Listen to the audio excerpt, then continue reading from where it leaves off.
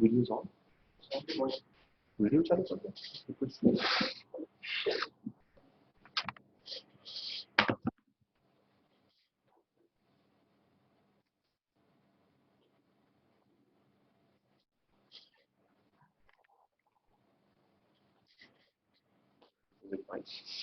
Yeah, well, good morning to all of you.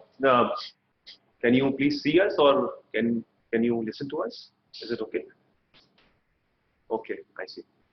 I can see the movement of the lips, so I assume that is okay. Yeah, thank you so much, and very well welcome to all the participants. I can see it's going to be triple century soon.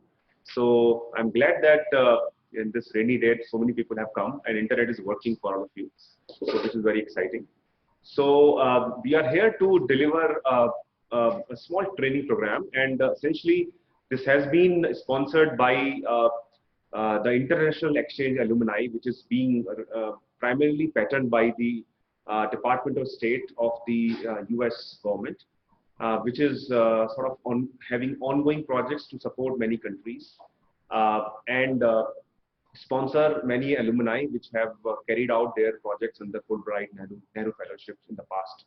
So this organization Swechha, as you can see on the screen, on the top right corner. So this project is being offered by this non-governmental organization which is based out of Delhi. And they have been giving these projects to be able to make people abreast about some of the new or upcoming technologies like the miniaturized sensors. So this is first of the two sequence of such seminars which are being offered under this program.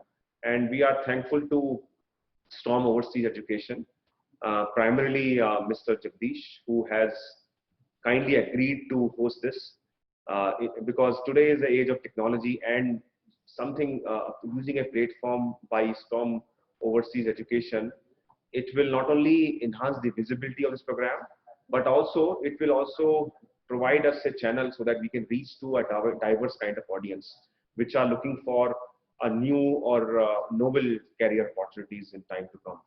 So we are really thankful to Storm Overseas and our sponsor Swechha, our team at BITS Pilani Hyderabad campus, the MEMS Microfluidics and Nano Electronics Lab, and of course the International Exchange Alumni. I also thank my esteemed colleague Professor Dubey, who is sitting next to me. And this presentation is a joint effort by both of us, and of course the subsequent presentation which will be done by our PhD scholars. So I will not spend too much time to go further, and so warm welcome again, and I hope you will have a very memorable and path-breaking next 90 minutes or so, and we look forward to have a lot of questions from you. And interestingly, because we don't know the background of all the audience, there may be people who are just school passed out till the education level of PhD. There may be a diverse audience, so we sort of seek apologies in advance if we either are too slow or we are too fast. However, we request you to please stop us and ask us questions so that we can choose a uniform pace during our presentation. So thank you very much. So we'll start now. Yeah, so well, I mean, it will be not justified if I don't talk about COVID, because everybody is sort of one way or the other being influenced by COVID. I mean, each and every person out of the 7 billion population in the whole globe is affected directly or indirectly by COVID. So I thought to bring a slide on COVID and how this COVID is directly or indirectly relevant to the miniaturized sensor we're talking about. So because now this situation is reasonably old, I would say 6 months or at least 4 months. So I'm sure all of you are reading newspapers, and because we have a lot of time, so it gives us even more opportunities to read newspapers. So we can talk about treating, or we can talk about adding value to the COVID scenario, either by developing a device which can be used for detection, or find out ways to treat the patients. And last but not the least, which is the eventual solution, is to develop vaccines. And I'm sure that during the last week, all of you would have heard about the vaccine development scenario. Either it is our city of Hyderabad, and I'm sure the participants are all around, or the city of Pune, or the Oxford University, the recent paper which they published in Lancet about the one of the first published paper on the possibility of vaccine, and which is quite successful. So, but detection itself will play a major role. If you don't know that person has a COVID or whatever pathogens we're talking about, what is the need of treatment and what is the need of vaccine? So detection is the first step towards anything. So if you talk about when you get up in the morning and you see or you look at a watch, so you're detecting something, you're sensing something. So if you see that from the time you get up in the morning till the time you go to bed, you always keep detecting, you always keep sensing something or the other. And that detection information goes to your mind, and accordingly you decide what kind of action one needs to take. So I'm not exaggerating because I work in that area, but that's a fact that detection and sensor is an inbuilt part of our daily life. We might be sensing and detecting in those, I would say, 16 hours of our daily life, at least several hundreds of times, several hundreds of things. So detection is the key in this scenario as well. So I would like to talk about this simple graph, which talks about what needs to be detected and how it needs to be detected. So in a viral detection, one of the first thing is a patient who is going to a hospital or who needs some attention is it should be rapid. He or she cannot wait. So it needs to be rapid. It's a very troublesome disease, very painful disease. So you need to have a rapid solution. It needs to be specific. I mean, you want to ensure that you are detecting COVID. You're not detecting something else like TB or malaria or chikungunya. So it should be specific. It should not be non-interfering, which means that if you are detecting COVID, it should not be end up detecting something else, which might have a similar spectra or similar kind of sensing pattern as COVID. And it should have a prototype, which means that you can take it anywhere. It should be movable, it should be precise, and it should be turnkey. So that's why we call it more of a movable prototype. And finally, inexpensive. I mean, many people can ask me this question, why inexpensive? Cost depends on the need. I mean, I'm sure those of us who have studied economics, so law of economics is demand and supply, right? Right now, this disease is so prevalent that cost is certainly at the patch band. So we are primarily discussing about the rapid to make it specific, non-interfering, and of course, it should be a movable prototype. And cost, if it comes with cost effectiveness, also nothing better than that. So we are talking about all these things. So please believe me is that when we try to address one issue out of these five, and I'm sure there can be many issues also, but just take these five issues. So to address each issue, it has several research problems, several things you have to talk about. If you want to make it rapid, you want to work on many intrinsic properties to ensure that the device is truly rapid. Similarly, on other aspects also. So I will discuss some of these things. We might not have addressed the sensors for this particular case in our laboratory so far, but certainly we have tried to address in other applications. And of course, when we try to address other applications, these five things will definitely come into the picture. So just to share two pictures with you, if you quickly do Google image search, you will certainly find these two pictures. If you Google image COVID detection, you will find it. You cannot avoid these two images. So you can see a left image which talks about a company called Cepheid, which has a gene expert platform to detect some of these viruses. And they claim that they can do a rapid test in 1 hour. I mean, 1 hour itself to me is a significantly higher time, but they claim that's in 1 hour, which is very good. I will talk about PCR in a bit from now. And the second thing which you can see on the right side is the point of care antibody test, and they claim that they can do it in 5 minutes. Those of you who are interested, they can take a snapshot and they can Google this. There's a huge company called Abbott, which has brought in this particular POC device. So on the left, when I say PCR, PCR stands for polymerase chain reaction. Those of you who are non-biologists, in a nutshell, I can say that it's a mechanism by which you can amplify your nucleic acid. If you have X amount of nucleic acid in the beginning, you can get 100X or 1000X, which will ease out the detection for a user significantly. So to be able to start a rapid test, you need to detect your nucleic acid, which is found in your blood. So this is one device you can see on the left. This they claim that they can do it in an hour and they can do it in 5 minutes. So a lot of people have done. So you can see that the challenges. I told you about rapidness. I told about product portability. I talked about the non-interference. I also talked about cost. So you can imagine that how much expensive they would be, how much time they're going to take, and they will definitely be having a lot of interference. And the question mark is that can you make them portable? Can you take them to any patient's bedside? So those are all the challenges we have to talk about.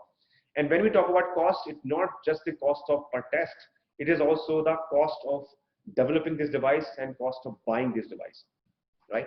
So there are a lot of challenges. And similarly, you can see another set of images. The one which you see in front of you, it's a very small chip. I would say it's like 1 inch by 2 inch, which replaces the PCR device I showed you in this picture. And this chip can do whatever this particular device which you saw in the previous slide can do. And also this picture on the right side, while replacing the POC device which you saw in the previous slide, which is from Abbott, they claim that they can do in 5 minutes, but it's very portable. It's like a pregnancy test detection, or it's like a glucose detection kit. So there are a lot of interventions going on whereby people are trying to bring in a lot of point of care devices or a lot of small miniaturized devices. And at the same time, they're trying to have a very cheap kind of devices and a device which anybody can use. So just to prove my point, so essentially if you can bring it from these two devices, which I showed you here, to this scenario, one of the common factor in these two development is the micro and nano devices. So unless and until you talk about the miniaturization, how do you work towards miniaturization? You cannot really realize these devices. So one has to talk about miniaturization. And when you say that, how do you proceed from these two pictures to these two pictures? A lot of interventions have been done. And in today's 90 minutes or remaining 80 minutes, we will discuss that how one can develop the same kind of strategy, whether it is nucleic acid amplification or the antibody test, which is done in 5 minutes, from a benchtop device to a handheld device or a small device. What is the strategy to be followed? So in today's discussion, we may not be essentially be talking about the COVID detection, but we'll be talking about many other detections, because COVID has its own challenges, its own fundamental requirements, like very specific environment and so on, which we do not certainly have in our lab right now. All right, so we'll discuss that in today's session. Yeah, so what is the miniaturization? So as I discussed in the beginning, that the morning to evening, you always talk about detectors, you always talk about sensors. So when you talk about the miniaturized sensors or miniaturized devices, you need to work on many things. You need to work on several components to be able to understand. So sensors, as everybody knows, to sense something, right? Like for example, in human body, you have arms, you have eyes, you have nose, you have ears, you have taste, you have many other organs which ensure that you are sensing something throughout your day. And after sensing, your organs give information to your head, to your mind, to be able to act accordingly. So your organs constantly gather the data, and the data can be of many different types. It can be mechanical. For example, you're touching something, you can find out whether it's a rough surface or a smooth surface. Or for example, thermal, which you can find out whether the surface is hot, surface is cold. And similarly, biological, you can find out whether you are seeing a cell, you are seeing a body, or you are seeing wood or some other objects. Similarly, chemicals. Similarly, optical, you can see that what kind of color is it. And magnetic. So my point to say all these things is that your organs which you have in your body can sense different kinds of data. And similarly, a microsensor also sense all kinds of data in the same manner as the bulk system like our bodily organs or bodily senses do that. But however, the data has to be converted to information which can be given to selected parties, selected functions to be able to do a task which needs to follow a certain kind of basic principle. So any microsensor should be combined with a microelectronics. Like in human body, your mind is like electronics. Your mind is something which decides what to do, what not to do. And similarly, a microelectronics is essential for a miniaturized device to be able to decide what needs to be done and what doesn't need to be done. That is why the microelectronics is a brain of MEMS, like we have our own brain. So it plays smartly with the data, it receives the data, processes it, and it makes decision like our mind does. And after our mind decides what to do, what not to do, similarly, a microelectronics component decides what needs to be done.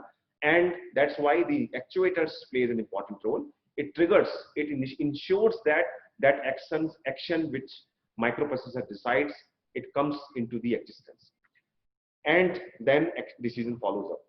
So in a nutshell, when you try to make a parallel with the human body, you have your sensors, your organs, you have a mind which is like a microelectronics, and your mind tells a particular organ what to do. Similarly, if you talk about a miniaturized device, you have sensors, you have electronics, and you have actuators.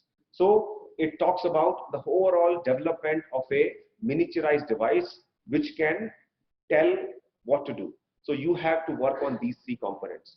And you can imagine that when I just work on microsensors, I have to deal with one of these data, because my data can be different depending on the applications. For example, I talked about nucleic acid amplification, and that's where the temperature plays an important role. I need to ensure that my DNA passes through a certain temperature. So I need to make sure that I need to develop a device which is a thermal management device, which is having a particular temperature, a required temperature. So similarly, for other kinds of data, I have to ensure that the relevant device is developed. So huge amount of interventions have to be done to ensure that we have particular sensor. So just to give you a kind of a cut diagram of a smartphone, or everybody carries a smartphone. You can imagine that in a smartphone itself, you have at least 10 different kinds of microsensors. You can see, be it a CPU, be it a front camera, back camera, a CMOS image sensor, a micro mirror, filters, of course, accelerometer, gyroscope, compass, pressure sensor. So all these are nothing but miniaturized sensors. And huge amount of development has been done for last at least 50 to 60 years to be able to come to the current shape where we have smartphone which has 15-20 sensors and which anybody can carry in their pocket. So just to summarize an outline for this particular next 75 minutes or so. So we'll discuss why do we work on micro devices, and what is the different components, some aspects about the microfluidics, but we'll be majorly spending time on different projects which are ongoing in our lab. And for those of you who are interested to work in this area, how can they start? And of course, we'll summarize it. These are two different devices which we have developed in our lab. The first one was again for a pathogen detection. Particularly, we have used the tuberculosis sample in this case, and it was working quite nicely. And this one, one of our PhD scholars will discuss how this device can be used for various sensing applications. So what is micro and nano? I'm sure all of you know that micro means small scale, right? So something which can be fabricated in a small environment.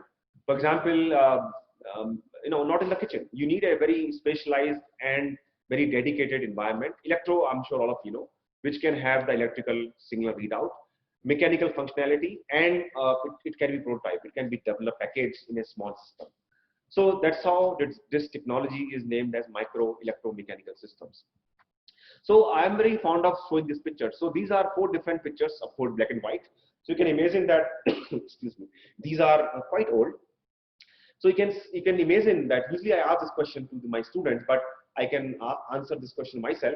These are 4 different industries which you were seeing at least 100 to 150 years ago.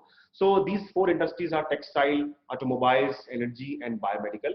So you can imagine that there have been a lot of development which has taken place during the last 150 years or so. Now we see them quite automated. So even a car, even an automobile which you see on the road, same model or same make, they will be 100% same, which was not true in Ford Foundry or whichever car manufactured today. So now you can see, because of automation, because of smart manufacturing, smart electronics, now things have changed. Of course, this will continue down the road to have even more interventions.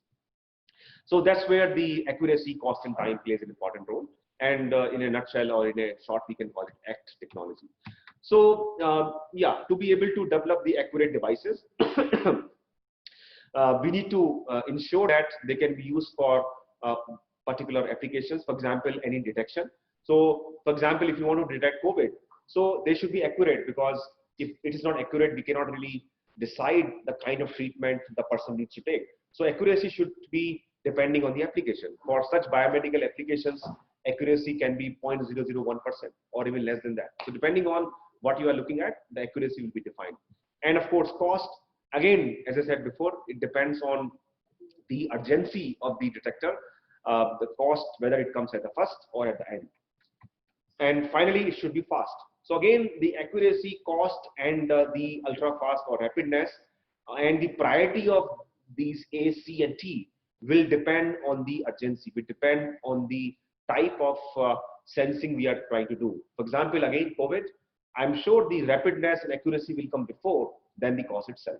But when you're talking about, for example, malaria diagnostics, because it is happening for last 20 years, and people have tried to find out many applications or many solutions to it. So I'm sure cost may come first before accuracy and the rapidness. So it depends on what you're talking about. Yeah. So just to give you an example, I mean, you can see, those of you can see, I know it's not a very good resolution. This shows on a logarithmic scale on the x-axis that how different objects around us are defined. As you can see that on the right side, we are talking about universe in meters, and as small as atoms, which has of course the atomic range or 10 to minus 10 meters. So you can see that many objects around us, like human hair, around microns diameter. Earth is around 10 to the power 10 kind of meter diameter, and so on. So different objects around us are having different diameters. You can see that if you compare with a tennis ball, how the water molecules will look like, and so on. So you can sort of appreciate with this that when you go to miniaturized devices, when you're targeting the biomedical applications or such small scale applications, you need to ensure that the governing laws are also working in those scales. The laws which are working for tennis ball may not work for the cells. For example, the gravitational force, which is predominantly working for the tennis ball, may not work for the cell, because cells is a part of the body which is again under the gravitational force. So you have to ensure that the governing laws for a different scale are different when you start working on a particular domain. So just to again give you more examples, on the left side you can see some of the naturally available nanoscale or microscale materials or substances. You can see the ant, you can see the fly ash, you can see the atom of silicon, the fundamental PCB which everybody carries in their pockets, and DNA. And on the right side, you can see some of the man-made nano or microscale materials which can be fabricated in clean room. So just to give you an example that you can also develop those materials smartly in a clean room if you have access to such facilities. So just to give you this. So again, why microscale? So one of the factors which I will discuss in the next slides, in the next 2 minutes, is one of the most important reason. And you can read this slide. I mean, I'm not going to read every word, but I will focus on one of the first factor is the better surface to volume ratio. And those of you who have done a simple mathematics, if I give you a sphere, and I'm sure you know the surface area of a sphere. If those of you who can appreciate it, you can try to bring out your pen and piece of paper. You can write down the surface area of a sphere, and you can also write down the volume of a sphere, same sphere with a radius r. And I just give you a quick homework, or quick, I would say 2-minute homework. If you can divide the surface area of a sphere by the volume of a sphere, what you get. And I request you, you can write down on the chat box, those of you who can get the answer. If I give you a sphere of radius r, if you divide the surface area to volume, what should be the answer? And I'll appreciate if somebody can provide the answer on the chat box. I'm really happy with those people. Anyways, I'll proceed further. I could see some answers, I think. Uh, yeah, 1 by R. Well, the 1 by R is, I mean, the R is correct, 3 by R. I mean, Lasya and Kaustubh, I really appreciate your hard work, and I hope that the Jagdish can appreciate them in some way, if he can. Yeah, I can see many good answers. I'm really happy with all those who are giving right answers. In fact, one of our R is also close to right answer, so I will not discourage them as well. Thank you so much, Sonali, Mahek, Dhananjay, Chinmay, Abula, and all of them. Thank you. So yeah, yeah, Isha, I cannot read all of your name, but thank you so much. Yeah. So if I proceed further, um, um, yeah. So yeah, again, I just tried to solve this problem. So 3yr. So you can imagine that, just to give you two examples. If you see grain dust, those of you who play Diwali, and I'm sure all of you do play Diwali, and I'm not sure this time you will play that Diwali. But if you see the grain dust, if you have that small Diwali bomb, so if you toss it on the wall, you can see that there will be some sound. And the reason is that because that small mini bomb has the grain dust. But if you see the grain which is in a coarse form, that will not be flammable. So essentially, the Diwali bomb which creates explosion, because it is in nanoscale, it is crushed to a dust format, and that's why it gives me sound.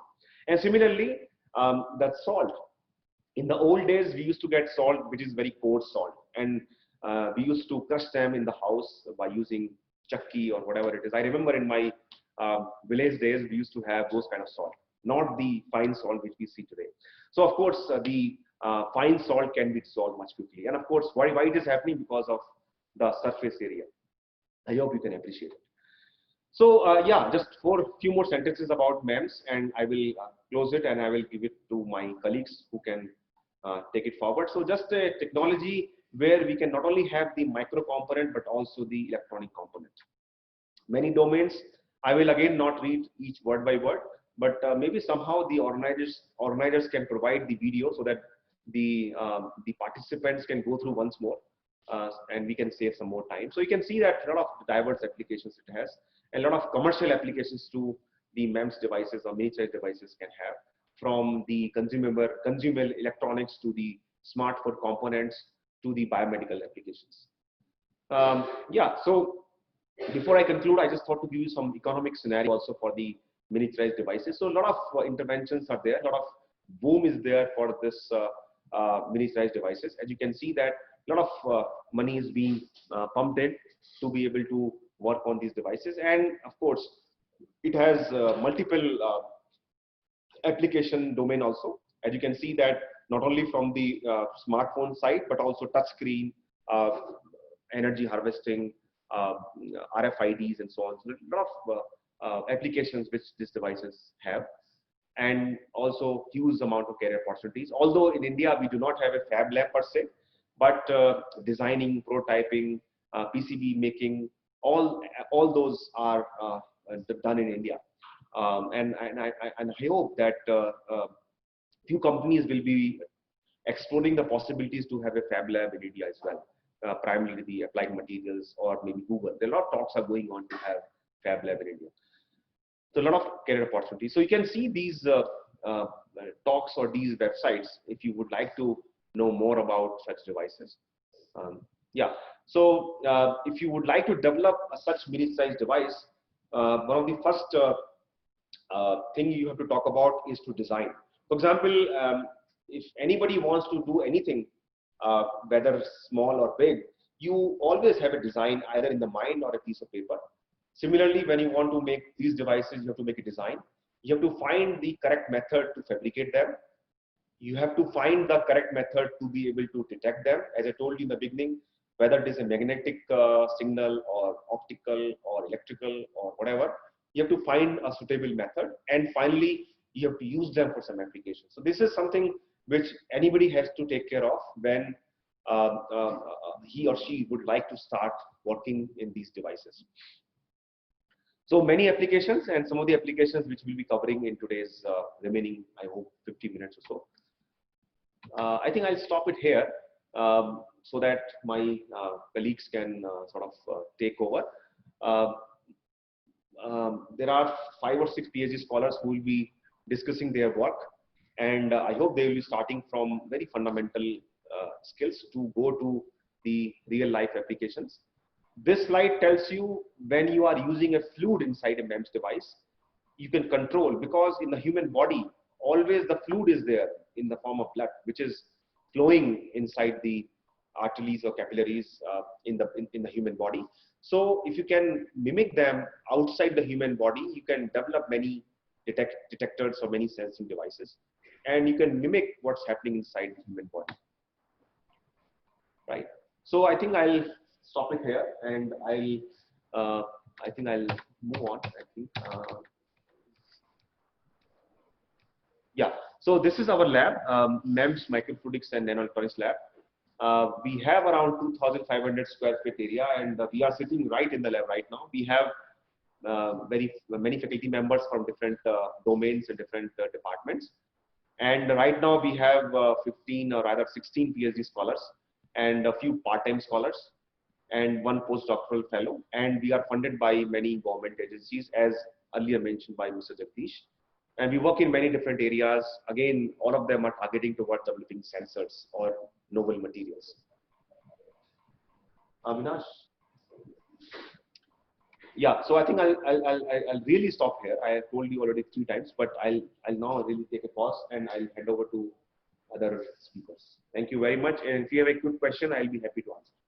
Yeah, I'm Jagdish here. Thank you, Dr. Goel, for a wonderful introduction on the miniaturized sensors. And I request all the participants to post the questions in the chat. We would make a note of those questions, and then probably the concerned people will answer to each and every question that you pose there. Right. Thank you, sir. Thank you so much. Yeah, please hand it over to the next team. Yeah. We'll come to this later. Maybe you can show the slides later. Yeah, this is yours, right?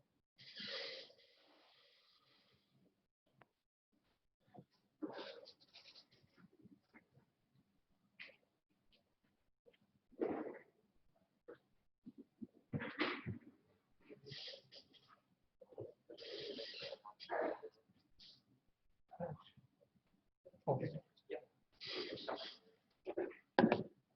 So good morning, everyone. Myself Murali Mohan. So I will be explaining all this outline work. So first I will start my work on paper-based miniature platform for hydrogen sensing. Then it will be, the next topic will be enzymatic biofuel cell, that will be explained by Prakash Ravatkar. And next membrane-less microfluidic fuel cell will be explained by Tata Rao. And next 3D printing micro device, 3D printing technology as well as a portable for nitride detection will be explained by Abhishek Paul. And photolithography process and is when using with the direct laser writing will be explained by Srikanth.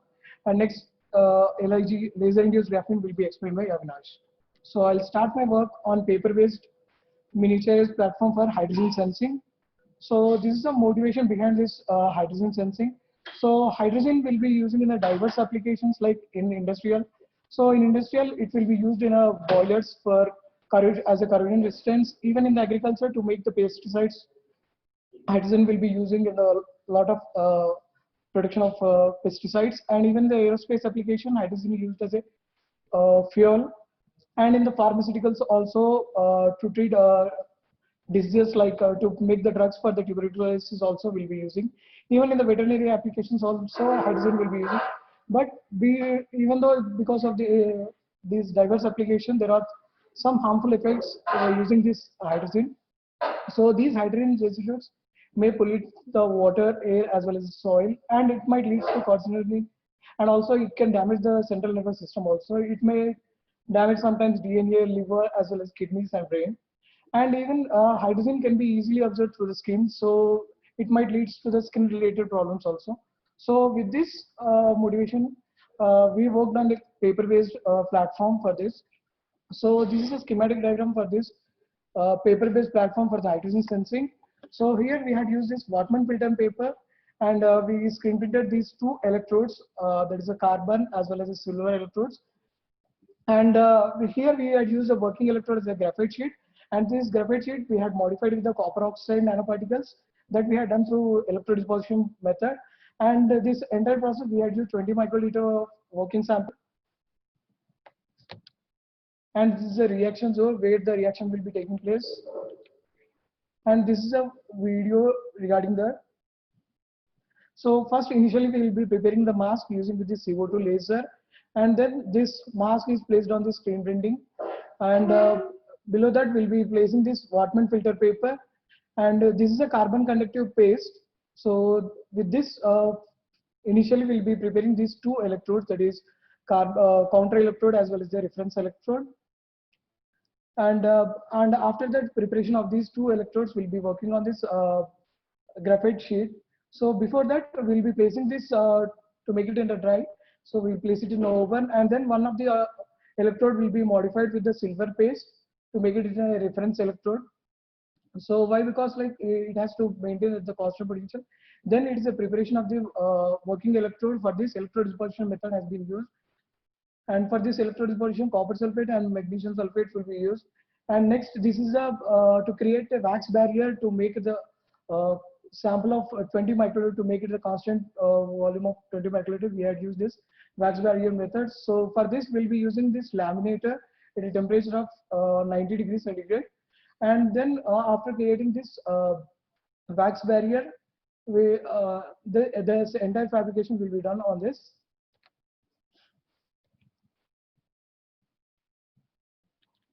And after this, we had characterized this working electrode. There's a graphite sheet, and you can see these semi images of this plain graphite sheet as well as the modified with the copper oxide particles with the semi images. And also we had done this EDX analysis, and along with this, we also done this Raman analysis, FTIR as well as XPS. And here we can see for this entire for hydrogen sensing, we had used two techniques. That is, one is cyclic voltammetry technique, one is differential pulse voltammetry technique. So for sensing, we had used the cyclic voltammetric sensing at 20 micromolar of hydrogen. And this is a comparison graph between the plain graphite sheet as well as the graphite sheet which was modified, electro depositor modified with the copper oxide nanoparticles. And this is a standard effect that we had done. So the standard effect we had done, we had got like 10 to 80 millivolts per second. And to find out the LOD, limit of detection, we had used this differential pulse voltammetry. And the linear range which we have got like 1 micromolar to 7 micromolar. And along with this, the interference study also we had done, that is with the hydrogen peroxide. Why? Because like hydrogen mainly it is used as a rocket fuel, so it will be mixing with the hydrogen peroxide. So definitely we need to check the interference, and we got a zero interference with that hydrogen peroxide. Along with this, the real samples, like water samples, we had took like one is tap water, one is lake water, and we got very good recovery percentage on the paper-based platform. And this is the conclusions, like even in the schematic diagram, we have seen like only 20 microliter of the working sample we had used, and all this real samples also, analysis also we had done. And next topic will be discussed by Prakash.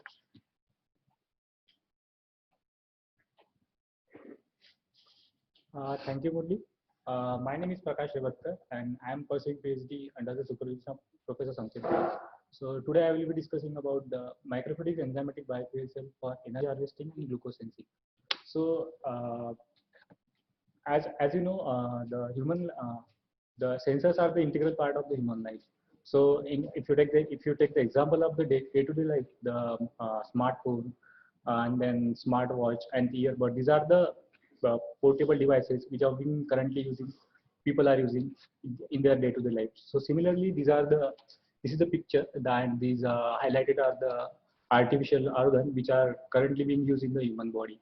So the problem with this artificial organ which are currently running on the lithium-based battery. So whenever we are talking about the battery, there will be always the duration constraint. Means after some times that battery becomes discharged. So there will be a necessity to change that battery after particular time duration. So this replacement procedure is always discomfort with patient, and for that battery we need to pay the more money. And after paying that much amount of money also, it will not produce the sustainable power.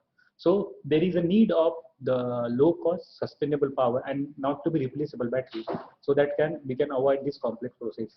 So this can be overcome with the help of the enzymatic biofuel cell. So this is the fuel cell which is utilize the bodily enzymes and the bodily glucose and oxygen, and that convert the energy, and that with that energy we can run this artificial implanted organ. So talking about the enzymatic biofuel cell, enzymatic biofuel cell is the part of subset of the biofuel cells. Biofuel cell is nothing but to convert chemical energy into the electrical energy via electrochemical redox reaction. So these are the subset of the biofuel cell. So here on the anode and cathode side, we are using the particular enzyme so that can produce that will be help to the proper electrochemical redox reaction. So as you can see here in the first picture, this is the one typical configuration which have been currently most commonly used in the enzyme any kind of fuel cell, because there are the two electrolytes. One is glucose and second one is the oxidant. So and when we pass it throughout the anode and cathode, it will generate the energy. So the second image is the schematic. As you can see, there are the two electrode, anode and cathode, and that electrode electrode is modified with the help of two different types of enzymes. So anode side, the most commonly used enzymes are the glucose oxidase and glucose dehydrogenase, and on the cathode side, the lactase and the bilirubin oxidase. So when the glucose came in contact with the anode side, so oxidation will be happened, and with that oxidation, the electron will be released, which will be transferred to the cathode side, and proton will be gone through the virtual virtual virtual membrane. So this leads to generate the energy. So initially, when we fabricate any cell, so both the material will be same, and after the modification of particular enzyme, it will act as an anode and cathode. So there are several methods are available. People have developed for the for biofuel cell, but just because of if you want to talk about the most common, the most popular is the 3D printing, then photolithography, soft lithography, the paper-based devices, and the soft lithography. But just because of, even we are also working on the almost all of the technology, but just because of time constraint, today I'm discussing about the two technology. The first one is nothing but the paper-based microfluidic glucose biofuel cell. So here we have used the filter paper as a microchannel, and for the bioelectrode purpose, we have used the Bucky paper. Bucky paper is nothing but the multi-wall carbon nanotube compose the paper, which is commercially available. So these are the fabrication steps for the fuel cell fabrication. So first we have taken the microscopic glass side, then we have used the double-sided tissue tape for the proper adherence. This is the Y-shaped channel which are fabricated with the help of the CO2 laser, and finally we have integrated the electrode on the Y-shaped paper channel, and the complete platform is realized in the 3D printed platform, so that one side you can see here the anode light and one side is the cathode light.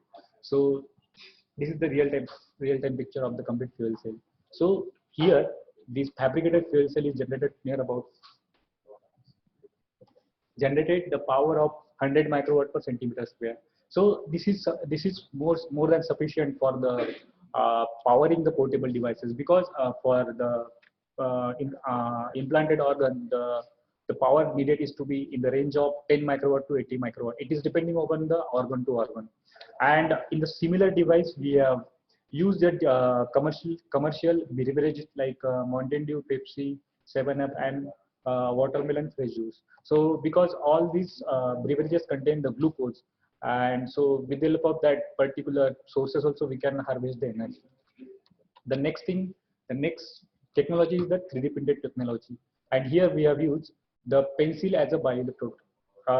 Last 7 to 8 years onwards, our group is engaging with this particular enzymatic biofuel cell. So initially so in this case we have used the commercially available pencil graphite lead as a bioelectrode. So in this case we have utilized all the possible grades of pencil, and we have optimized the grade H will be the good for the anode side, and 5H will be the good for the cathode side. And based on that, this optimized configuration, we have fabricated two different micro channel, and we have inserted, and we have made the complete fuel cell together. So this kind of fuel cell is producing the power of 18 microwatt per centimeter square, and this is also enough to power the portable devices. So these are the two technology that we have used for the successful fuel cell fabrication. So coming to the diverse potential application. So as I told you, it can be used for the implanted organ, and also if we implant it on the particular animal, so it can be used as a cyber security system.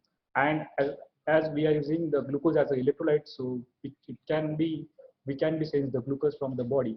And also if we implanted a particular animal, it can be if you put the small any devices like kind of voice recorder or the video recorder, so it can be used for the surveillance also. And the interesting application of this fuel cell in the remote area, if we implant the complete setup on the tree, that will because tree also is having the kind of some source of the glucose, some particular tree, so it can be also used as a surveillance purpose. Thank you. And next topic will be explained by the Tatarao. Yeah, good morning, one and all. Thank you, Prakash. Yeah, so myself is Tatarao. I'm on a PhD scholar in the MNE lab. So my topic is actually the miniaturized membraneless microfluidic fuel cell. Yeah, actually, the Prakash has explained the principle of the fuel cell, but this one is a different thing. These are chemical-based fuel cells. So actually, is the motivation of the fuel cell. The first decade, the first decade is a fuel cell image. It is an alternate one of the power source, because these are real-time applications is a very needful to the low-cost fabrication. At the same time, is a very portable applications. That's the reason nowadays is a very focus on the portable microfluidic fuel cell point of view. So actually, the definition of the fuel cell is convert the chemical energy into electrical energy to the Redox reactions within the cell.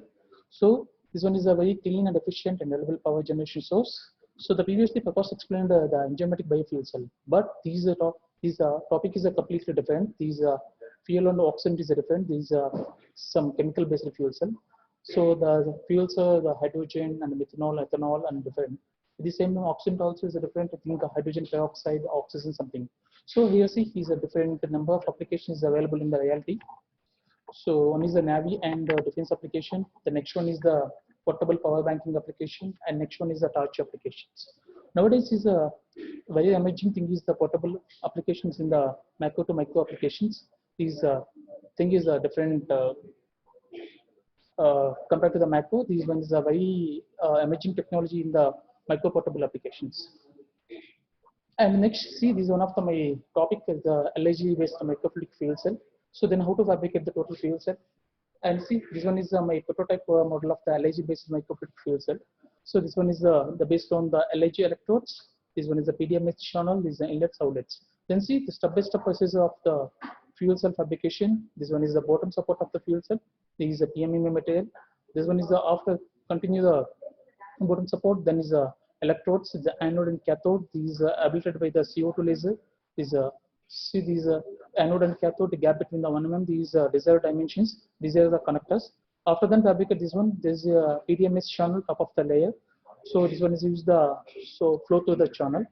And next one, this one is the top of the layer. There's a complete the fuel cell using the 2 acrylic material, and same time is laser induced graphene electrodes and the PDMS channel. So this one is the completely I'm using the fuel cell setup with the bolt and nut mechanism. And next, this one is the second step of the LIG microfluidic fuel cell is the inlets and outlets. So this one is a completely my schematic experimentation setup of the LIG based microfluidic fuel cell. And at the same time, see, this one is the orthographic projection of microfluidic fuel cell. This one is a front view and the top view and the side view. These are different orientation of and visible of this one. And the main thing, see here, fabrication is involved in the different techniques. So this one is electrode is fabricated by the laser induced. This one is a CO2 laser, and the PDMS. This one is fabricated by the soft lithography technique. And next one, this one is the top of the layer using the same thing. Using the CO2 laser. This is the PMMA material. And out of all things, this is step-by-step process of the fabrication of the fuel cell. This one is the prototype model. And after successfully fabricate of the LIG fuel cell and using the formic acid as a fuel and sulfuric acid as a oxidant, and flow through the different fluids and using the peristaltic pump and the performance investigation by the electrochemical workstation. And see, we are choosing the different fluids, the 6 ml per hour and 12 ml per hour, 24 and 30, 36. And this one is the different fluid, the corresponding of the fuel cell performance. This is the current density and power density. And the dotted line is the current density. This one is the maximum current density achieved by the LG fuel cell. Then corresponding the power density achieved by the different flow rates. Out of 5 flow rates, is the 24 ml per hour is give the maximum performance of the fuel cell. See the 24, the near to the maximum open circuit voltage is a 700 millivolt. Then corresponding is the power density is a 92 plus microwatt power. Then corresponding the current density is a 785 plus microwatt per centimeter square. And this is the performance of the fuel cell and using the different portable applications. And this one is the output power and output energy. At the same time, the reality applications, we need some stability of the fuel cell, because the portable applications, we need some supply the power of the fuel cells to the portable electronic application. That one is a micro to macro application also. At the same time, is one of the main objective of the stability of the fuel cell in the reality application. So here they see the black color dotted line is the corresponding of the 24 ml per hour. This is a maximum 3.5 hours stability in the fuel cell. So nowadays is the most of applications we need some stability and continuous supply the power to the portable application. So that's the reason I think the stability also one of the main parameter. That's the reason we are study of the sustainable study of the LIG based microfluidic fuel cell. And main thing is this one is at the same time different flow techniques also is involved. This one is the techniques, and this one is actually is the LIG fuel the microfluidic fuel cell.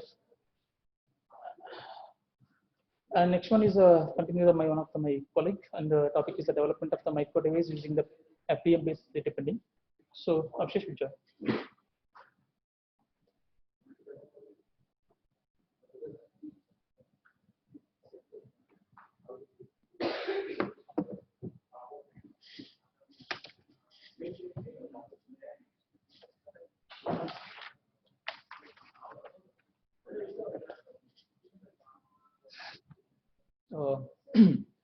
Good afternoon, everyone.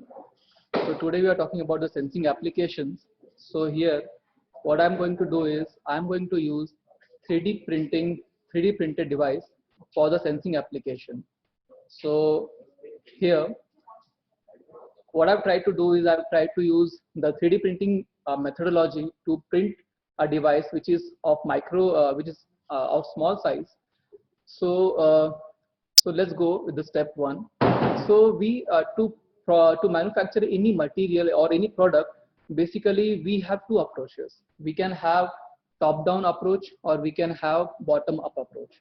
So with the top-down approach that we conventionally see, what we do, we take a material or we take we can say a block, and what we do, we just try to remove the material so that we can get the shape or the size of the product that we finally want to achieve.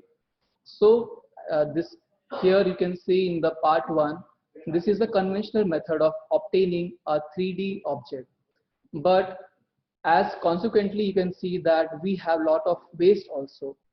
But there is one more method that we can go for, that is bottom up approach. Here we directly go with the material, then we try to use the material in such a way that we are able to build the 3D object. So what is the in between steps? The between steps is that we take the material, we then melt it, and we melt it partially, and then what we do is we then deposit it layer by layer and layer by layer until we are able to achieve the final 3D object. So in this method we can see that the wastage is quite less, and this is quite good. So to achieve this, what are the steps? How can we do that? So this can be used. This can be done by using the CAD/CAM. So where a digital design is prepared first. First we prepare a digital design in the software. Then we just convert that file into such a format that the printer here, the 3D printer, can access and process. And after that, when the 3D printer is able to process that information, process that design, we are able to deposit it layer by layer to achieve the final part. And finally, we go for the inspection to check what quality we are able to achieve and what modifications we need to do. So this is the second method, which is bottom-up method. So basically, This is called as fuse deposition methodology. So here we are able to how we can do it is we are using the thermoplastic. So mostly we are using thermoplastic. So I'll show you in the next slide how we are using the thermoplastic and how we are able to produce the 3D object. So here you can see that in this schematic, we use the thermoplastic in the form of filaments. It is in the form of rolls, and we are able to just extrude it. We are able to take the filament down, and we have here a heated nozzle, heated head, which partially melts the filament, and we are able to deposit it the way we want. And the good part is that here this either the head of the device or the platform on which we want to print, it can move in all the dimensions, can be moved in X, Y, or Z directions. So by using this precise movement of the head or the platform, we are able to print the final object of our choice. So this method provides flexibility in a way, because we can make many different kind of complex designs, and we have to put that to the machine and it will print us. So the same machine can give us more kind of designs that we require. Also, thing is, since we are printing this material, this object, we can use different kind of filament or different kind of the precursor required, because sometimes we want our object to be conductive. Sometimes we want it to be flexible. So according to those requirements, we can choose the kind of filament that we require. So for my purpose, what I needed is I wanted to print one device which can give me sensing application. So what I did is, the step one, I just using the software, I prepared this cell kind of structure in which you can see there are 3 holes are there. These 3 holes are intentionally kept. In the next step, I'm able to design, I'm providing a design so that I can fill these holes with these 3 electrode like looking object. And after that, when I combine these, this is the final device that I'm able to get, which has a cell which is kind of empty area where I can put the solution that I want to detect. So in the next step, you can see here in the video that I am basically trying to 3D print the design that I made, that I prepared. And here you can see that this is the finally prepared 3D design device that I have. And here you can see that I'm using this device to detect the analyte here, which I've kept in the cell, which is in the form of solution. So since I'm going to detect the analyte electrochemically, so I'm using conventional 3 electrode system. You can see here electrode 1, electrode 2, electrode 3. So first electrode is basically working electrode, second one is counter electrode, and third one is reference electrode. So when I do the cyclic voltammetry, I can see, I'll just try to explain, because some of you might not be knowing what exactly electrochemistry is. So what we do is, we try to vary, as you can see on the x-axis we have the voltage, and on the y-axis we have the current. So as we vary the voltage, so what happens is the current increases and then it decreases subsequently. So depending on the peak that we are able to achieve, every different solution has their characteristic peak. So based on that peak, we can identify whether that analyte is there in the solution or not. So here, as you can see, that simple one step, like see, I prepared the 3D printed device in single step, and this is very simple, and I'm able to detect nitride here. So which is very good. Also, as my mentor said, that it is very important that when we prepare a device, it is very important that it is very specific to the device. We do not want to detect anything else as something we do not want to. So what I did is, here we have, apart from the nitride, I just tried other analytes also. So you can see that for other analytes, I'm getting no response as such, but for the nitride, I can get a clear response. So this kind of defines that my device is very specific. So now the next step is that concentration versus peak, concentration versus the current. So for different concentrations that I've tried, I'm able to get the peak, and so I can go low as 2 micromolar. So this can be designated as my limit of detection. So the in conclusion, I can say that I'm able to fabricate and design and produce a device which I've done like in single step. There are no multiple steps required for that. I can go for a concentration range for 25 to 300 micromolar. The detection limit is 2 micromolar, and the sample size that I've taken is very small, and I'm able to successfully detect nitride and avoid any other detection at the same time. So taking further the 3D printed method, what I can do, I can go for even one step ahead, and I can detect not just the analyte, but as well as the electrical conductivity and the concentration. Those also can be detected. For that, I have used photometric method. Photometric method, basically in photometric method, what happens is, let's say that we want to detect some analyte X, and I just make it go through a reaction, and after the reaction the color changes. So based on the color change, it will absorb different wavelength. So based on the absorbance of the different kind of wavelength, I can predict, or I can accurately say what concentration it has. So here I'm not just detecting the concentration, but also I'm able to detect the pH and the electrical conductivity. I'll show you in this slide. Here you can see that there is slight change in color as the fluid passes through this microfluidic channel, and here it is becoming big pinkish. So based on the wavelength of it, I can accurately detect what concentration we have. And also we can see here we have a square cell. I hope that you are able to see. So what I've done is I have connected copper electrodes, copper strips basically, to see what conductance I have. So since conductance is directly proportional, we can just relate it to the conductivity. So that way I'm able to measure the conductivity, pH, as well as the concentration. So this is one step further, and the good part is that all the part from the top to the bottom, everything is made by 3D printing. So we can say that 3D printing can be a way by which we can provide good sensitivity and detection. So thank you. Next will be my colleague Shrikant. He will be presenting his work.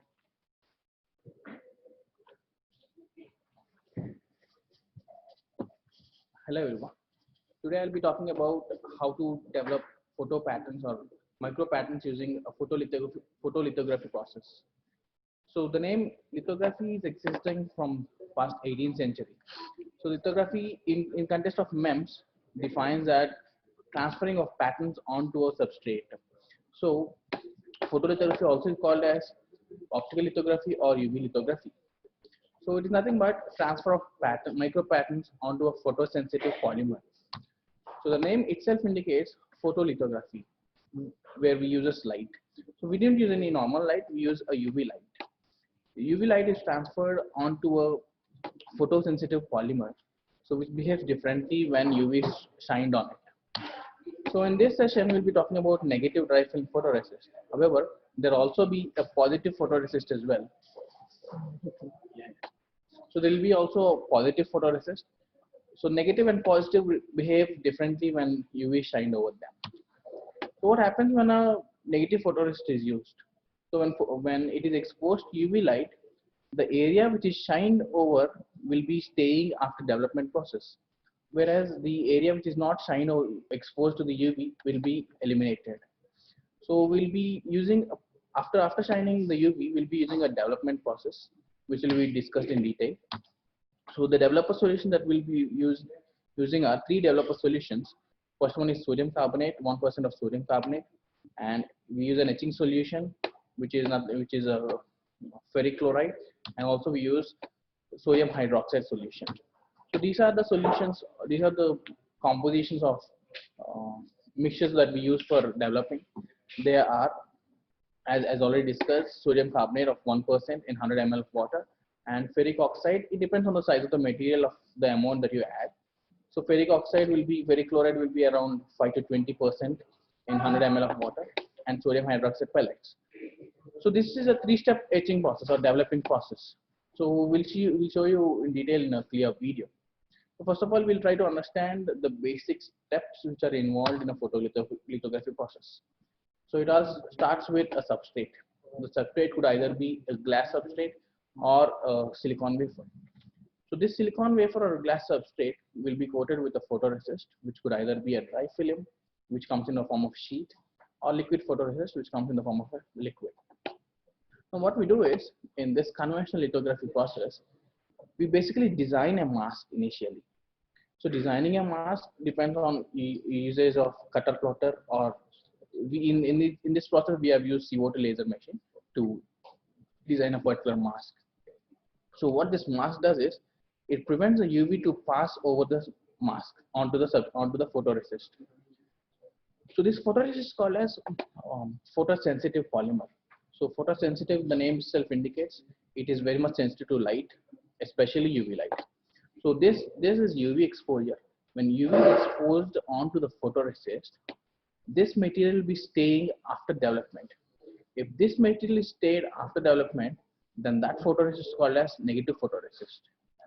On the other hand, whereas for positive photoresist, the area on which the UV light is shined, it will be eliminated after development process. So this is a significant difference between the positive and negative photoresist. Based on applications, you will be using either positive photoresist or negative photoresist. In many of the applications that we use in our lab, we use a negative photoresist. It's quite easier. I'll tell you why it is easy, because we use a different process to develop this photoresist. We'll be covering in the next slides. So I'll just show you a detailed procedure of how to fabricate a microchannel on a PCB, printed circuit board. So printed circuit boards comes with, it's also called as copper cladded board. So this is a typical video of how. So it all starts with a laminator. So we'll set a temperature to 90 degrees centigrade and a speed of 1 for rollers. So we take a copper cladded board. So this copper cladded board is covered with this dry film photoresist, and this is passed over these hot roll laminators. So we need to make sure that there are no air gaps while passing this substrate onto these rollers, because if there are any air gaps, it will affect our pattern. So post lamination, we'll be cutting these extra edges and we place our mask. You can see this mask with a different design. So this design is cut using a CO2 laser machine, and this mask will be placed over the substrate using simple cello tape. And this is a UV exposure unit, which also contains vacuum unit to remove any air gaps. So we lock it and turn on the vacuum and just give the energy, the UV energy to it. It takes around 20 seconds, that's it. So after that, we'll take out the substrate and slowly remove the mask from the substrate. So post removal of the mask, this is how the substrate looks like. You can see the pattern, which is very much darker over here because of UV. And first we are putting in sodium carbonate to remove the excess material of sodium photoresist. Then we put in ferric chloride to remove the excess copper which is in the boundaries. And now this photoresist material has to be removed by placing this in the sodium hydroxide solution. So post that, we can see a pattern with just copper with it. So this gives a diverse applications in circuitry. So you can create very small circuits based on the mask that you design. So moving on, the main disadvantage of this conventional or PCB using this photolithography process is it requires a mask. So as you see, you need a mask over here. So you need a mask. So when the application requires complex designs in the pattern, the design of mask would be very much difficult. So to overcome this, we use fabrication of microfluidic patterns using direct laser writing. So direct laser writing is a process where you eliminate the need of mask. So this is how the machine looks like. So it consists of a static laser head of 405 nanometer, and this is a stage, this is XY stage which can move. So what we do is we design whatever pattern we want and convert that into a DXF file. We usually use design softwares like AutoCAD or CorelDRAW, and we convert that into a DXF file, and we bring that into a operating software. It is called LazyCam, which is an open source software. What that does is it converts the DXF files into G codes, and that G code is directly sent to this machine. So what the G code will be transferred to this horizontal and vertical stage. So when the design is given to this, the stage moves accordingly to the design. So this is how you prepare. It all starts with preparation of the substrate, which we have already covered in the conventional photolithography. After that, this is your substrate, and this substrate will be placed at this position. Post that, since already we have given the design with G code, the table will be moving accordingly. So these are few micro patterns that we have fabricated. These are just to show the repeatability. This figure is especially to show the repeatability of the machine. And we have gone up to a minimum of 30 microns. 30 microns width. And since we're talking about sheets, it's a dry film sheet which comes with a uniform thickness of 35 microns thickness, and width also we've gone up to 40 microns. And the second picture shows straight walls, and the third picture depicts the straight edges, or we are working on a PCR application as well. So we have designed a micro channel for it as well. And below it shows the scanning electron microscopic images, which is depicting very vertical walls, and also repeatability. As repeatability can be seen. So this is one of the best way for fabricating microchannels, which comes with diverse applications. So moving on to the applications. So one of them is fabrication of interdigitated microelectrodes using on a copper carrier board, which is used for electrochemical sensing. And where here you can see these are flow focusing junctions for droplet based microfluidics. So we have used this for encapsulating microparticles, which you can clearly see them. We are getting into individual droplets. So it is especially used in biomedical application. And in this particular image, you can see we are encapsulating E. coli, which is bacteria, into individual droplets to see how it is growing in the micro level. And another application is electrochemical sensing. When the droplets are being generated, we carry some analyte into it, which moves over to the electrodes to understand how this analyte is behaving in micro level. And this is a droplet-based PCR application, which we are in the nascent level. We are working on it. So these are huge applications. So another application, which is miniaturized sensing platform for detection of uric acid, will be explained by my colleague Avnash. Thank you.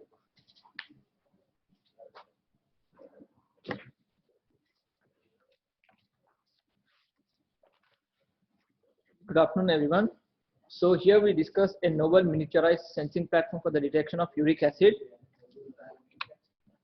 So the motivation comes here. Using the polyamide sheet LIG in many wearable electronics due to its flexibility and mechanical properties. As we see in the picture, it shows enormous number of applications, like using it in making of sensors and supercapacitors or memory devices and so on. And this technology is like very versatile, and it has like very versatile properties like super hydrophobic and highly conductive in nature. So our group has also performed some of the experiments using the LIG. So as we see here, we can see the liquid level sensings and capacitive touchpads, which has been done using the polyamide sheet, laser induced graphene. So it was like successful for our group. And then going to the next slide.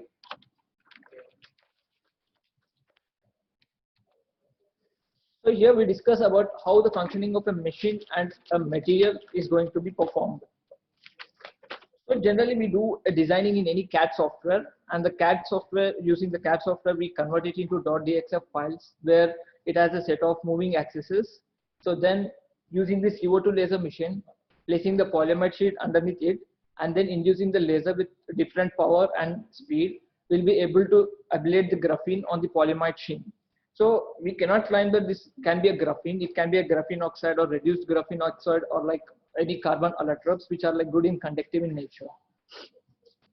So which can be further characterized using the Raman and XPS technologies. So LIG is basically a 3D porous material using a CO2 laser. And then generally in this method, formation of graphene or the carbon allotropes is like quite simple and easy. But whereas compared in earlier ways, using the chemical vapor deposition method, in which the graphene is first grown on porous substrates at a high temperatures, and then the substrate is subsequently etched so that to form different patterns on the substrates. So here we have a CO2 laser which is of like BLS 3.60 model, and laser power we have like 60 watt, and the wavelength is like 10.6 micrometer, and we have different thicknesses varying from 5 mil to 10 mil. Here I'll explain how a microfluidic channel is made using the polyamide sheet. Generally in the first step, bonding a polyamide sheet and acrylic with a double-sided tape, and then inducing laser on top of it of the polyamide sheet to form the graphene. And then the third step is like to peel the graphene off so that we can get a certain depth. It can be like 83 microns or like from 80 to 90 microns of depth we can acquire by one set of power and laser speed. By using the tape we can peel it off, and then we can get a certain depth using that. And the D, traces of like formed graphene on polyamide sheet with a depth of as I said, like 80 microns. After peeling it off, as we can see in the figure D, after maintaining like 2 to 3 times, we can get a depth of like 150 to 200 microns of depth of channel. And then the last step would be like inducing the 3 electrodes on top of the polyamide sheet, which acts like counter reference and working electrodes, which can be further can be coated with the silver, which acts as like a reference electrode here, and then covering it with a PDMS, polydimethyl siloxane.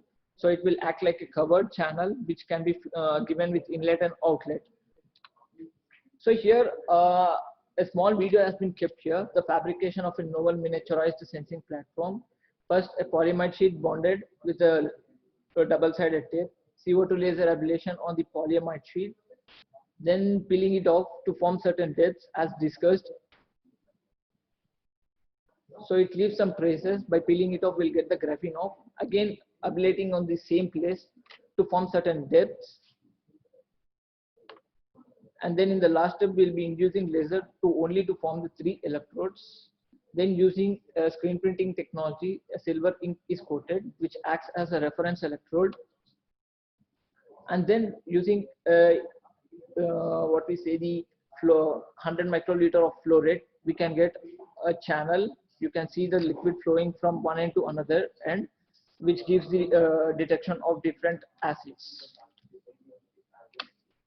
So here for sensing of uric acid, we have made a channel which is of like 76 into 26 mm of length and width. And then here the scale images shows the outlet, and here shows the fluid inlet, the silver coated one which acts as a reference electrode, and the working electrode and the counter electrodes which can be connected to the potentiostat for the detection of uric acid. So here in the figure 1a shows the comparative cyclic voltammetric response with and without the uric acid in PBS, that is phosphate buffer solution, at 10 millivolt per second scan rate. So here while using this without the uric acid present, the PBS was not observed with any reduction or oxidation peaks here. But whereas when we have mixed with different proportionate of like uric acid, we have observed a peak and reduction and oxidation peaks, which shows that the device can be further be used for the detection of the uric acid.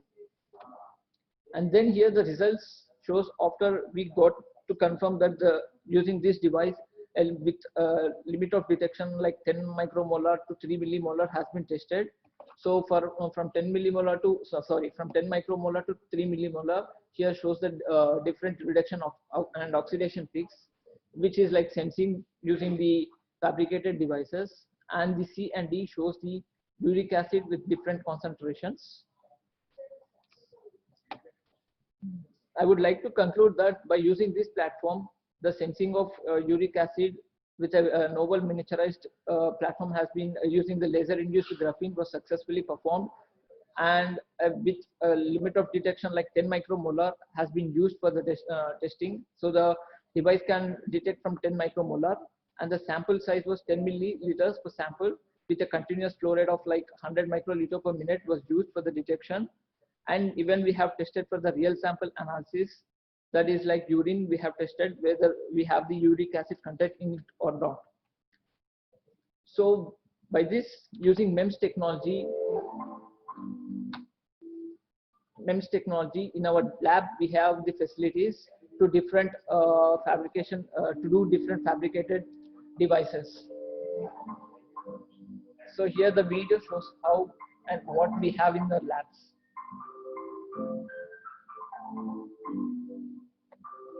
So these are the 3D printers we have to fabricate the channels, and this is a Volterra PCB printer to make the conductive patterns, and this is used for conductivity measurement.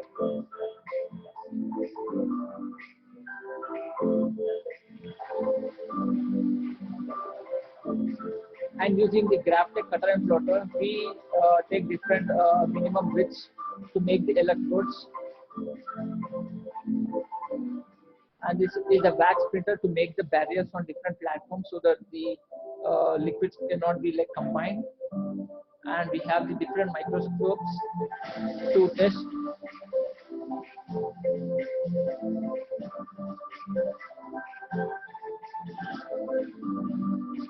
And this is Profile 3D, which we generally use to measure the thickness layer of different substrates. And we have microscope and direct UV laser writing, a photolithography process.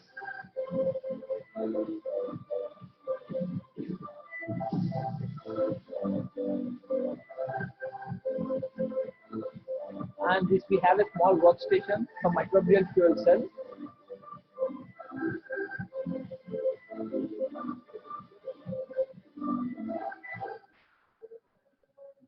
So we have still future equipments which can be procured for the experiment purposes. And this is a work area and the laboratory equipments which we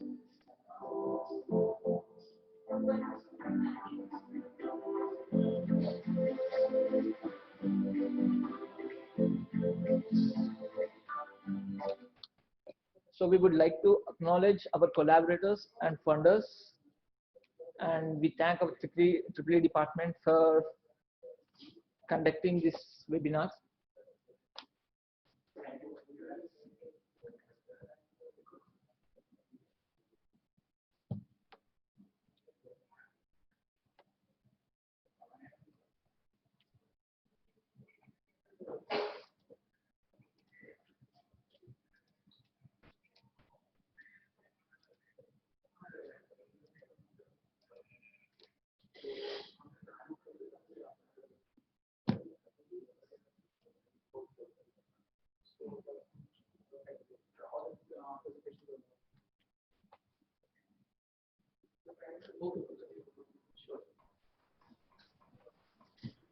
Yes, Avinash, are we done or we still have some more to present?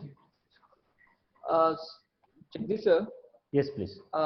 can you please unmute Sanket Goyal sir so that sir would like to present something? Okay, 1 second. Video.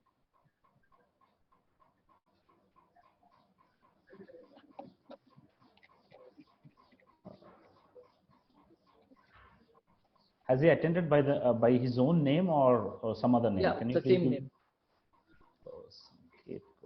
Just a second, please. Yeah. Okay, 1 second.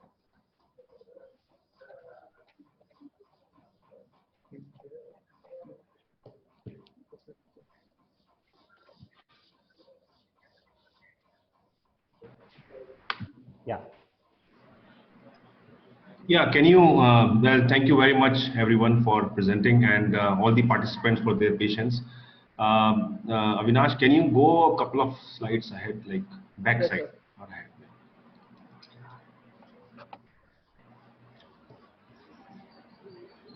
Yeah, right here. That's it, actually.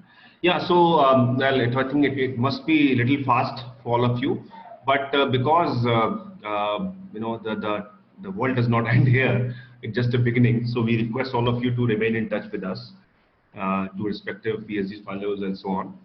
So I just thought to share that we have been working in many areas, and some of these areas have been presented to you. And we have been funded by many government agencies, as you can see, Department of Health Research, Department of Scientific and Industrial Research, DST, ICMR, ISRO, and SCRB. So we request you that those of you who are interested, they can remain in touch with us. Can you please go to next slide? Next slide, please. Yeah. Yeah. These are some of the patents which our PhD fellows and many of them have presented today have filed in the recent past, and we are seeing some of the commercial output for these patents. Next slide, please. Also, these are some of the accomplished publications in many different engineering domain and biochemistry domain. So you can see that there is a huge amount of output has been produced by our PhD fellows and other students. Thank you. Next slide. Yeah, how to kickstart. I want to spend 2 minutes on that. So I think next slide, please. So I mean, just keep going. Next slide. Yeah, these are some of the facilities which we have in our lab, and many of the facilities have been discussed by many fellow presenters. So we can carry on. This is the clean room we have, and I mentioned when we would like to have a silicon-based fabrication, we need to use a clean room because we are talking about some of the particles or some of the specimens which are in nano or micro size.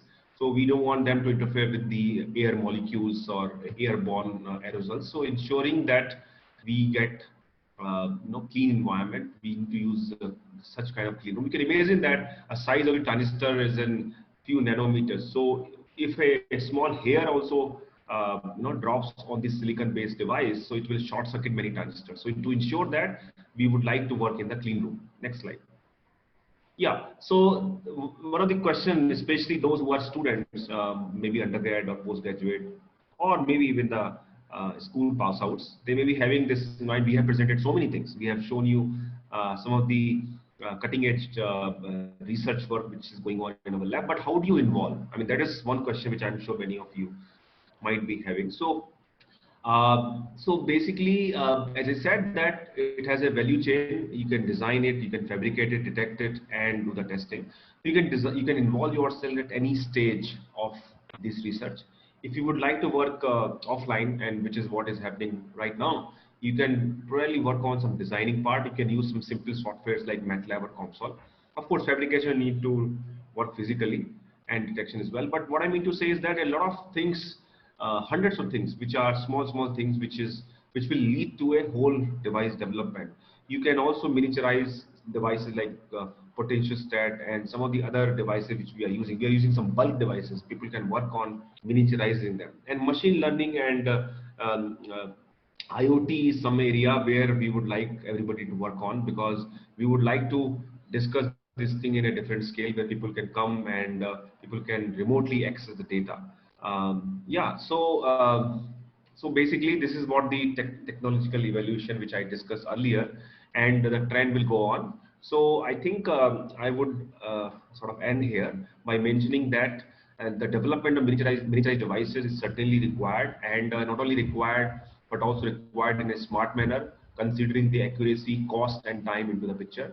And also I have mentioned, I reiterate that what is the priority depending on what is required in today's world.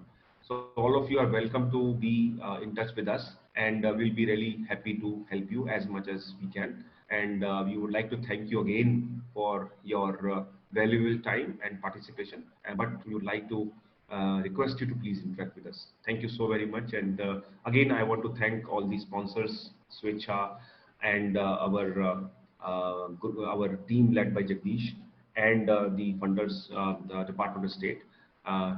for giving this opportunity to convey what we are doing to all of you. Thank you so very much. Right. Thank you, Dr. Goel. Avinash, is there anything that you want to probably say, or do you want me to give the end remarks? So please, if you would like to add something, I request you to add, and then we would like to close the session here. Okay, right then. So no, my question is, do you have anything to add, or you want me to take up now? No, sir. From my end, no, sir. Right. Wonderful, wonderful. Good to hear. Okay, at the outset, again, before I close this session, let me thank each and everyone who has participated, spent their valuable 2 hours of time close to. And I'm pretty sure you must have gained some good insights into miniaturized sensors, the technology, applications, and the development as well. I would like to thank Dr. Sanket Goel and Dr. Dubey for their invaluable suggestions and the presentation as well.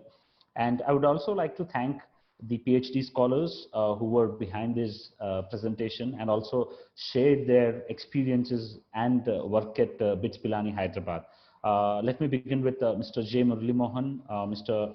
Prakash Revatkar, Mr. Tatarov, Mr. Abhishek Pal, Mr. S. Shrikant, and of course, Mr. Avinash Koturu. Of course, he was my previous colleague, so I thank him very sincerely for making this happen, in fact. And I would like to thank the entity Storm Overseas Education for bringing this up. And there are okay, I would also like to give information on the certificate and also the presentation part. To begin with, as provided in the chat, please fill the feedback form with the name that you intend to have on your certificate, and the e-certificate will be sent to you by end of this week to your registered email. Second, regarding the presentation, we have permission to share the video recording, and of course, we would request Dr. Goel to share the presentation after removing the confidential segments of the presentation. So that would be sent to the registered emails as well. Yeah, that's it for now. And then if you are looking for more such webinars, please download the app, Storm app. It is available in both Android and iOS platforms as well. Thank you all so much. I assume that you had a wonderful session. Thank you. Great day. Thank you, sir. Thank you, everyone. Thank you, Avinash. Thank you, Dr. Goel and team. Thank you, sir. Thank you all. Thank you so much. Good day. And if you have any questions, we can actually take, we still have 10 to 15 minutes of time. If you have any quick questions. Yeah, sir. Yeah, participants, please, if you have any questions.